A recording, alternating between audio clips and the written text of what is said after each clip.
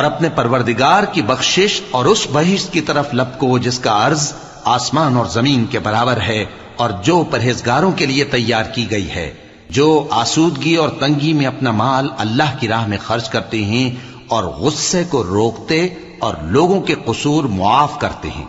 اور اللہ نیکوکاروں کو دوست رکھتا ہے۔ اور وہ کہ جب کوئی کھلا گناہ یا اپنے حق میں کوئی اور برائی کر بیٹھتے ہیں تو اللہ کو یاد کرتے اور اپنے گناہوں کی بخشش مانگتے ہیں، اور اللہ کے سوا گناہ بخش بھی کون سکتا ہے، اور جان بوجھ کر اپنے افعال پر اڑے نہیں رہتے۔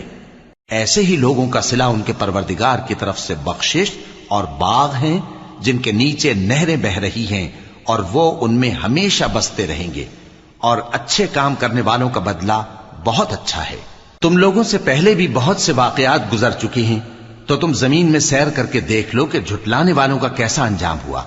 یہ قرآن لوگوں کے لیے صاف پیغام اور اہل تقوی کے لیے ہدایت اور نصیحت ہے، اور بددل نہ ہونا اور نہ غم کرنا۔ اگر تم سچے مومن ہو تو تم ہی غالب رہو گے۔ اگر تمہیں زخم شکست لگا ہے تو ان لوگوں کو بھی ایسا زخم لگ چکا ہے، اور یہ ایام زمانہ ہے کہ ہم ان کو لوگوں میں بدلتے رہتے ہیں، اور اس سے یہ بھی مقصود تھا کہ اللہ ایمان والوں کو جدا کر دے اور تم میں سے بعض کو شہید بنائے، اور اللہ بے انصافوں کو پسند نہیں کرتا۔ اور یہ بھی مقصود تھا کہ اللہ ایمان والوں کو پاک صاف بنا دے اور کافروں کو نابود کر دے۔ کیا تم یہ سمجھتے ہو کہ بے آزمائش بہشت میں جا داخل ہوگے؟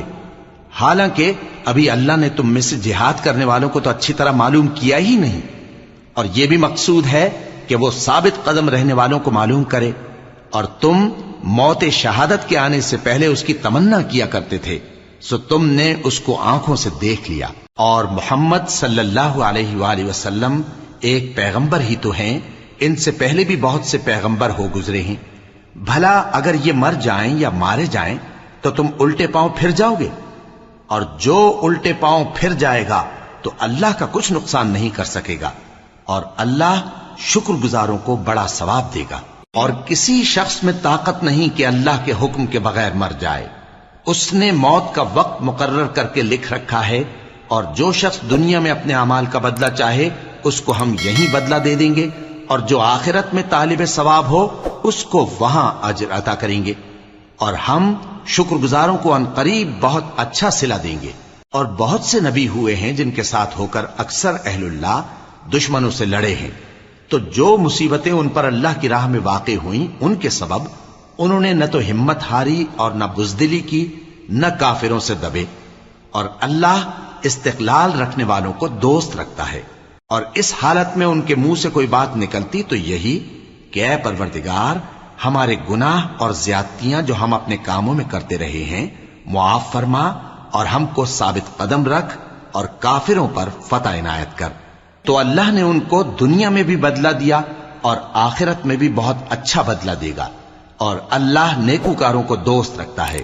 مومنوں، اگر تم کافروں کا کہا مان لوگے تو وہ تم کو الٹے پاؤں پھیر کر مرتد کر دیں گے، پھر تم بڑے خسارے میں پڑ جاؤ گے۔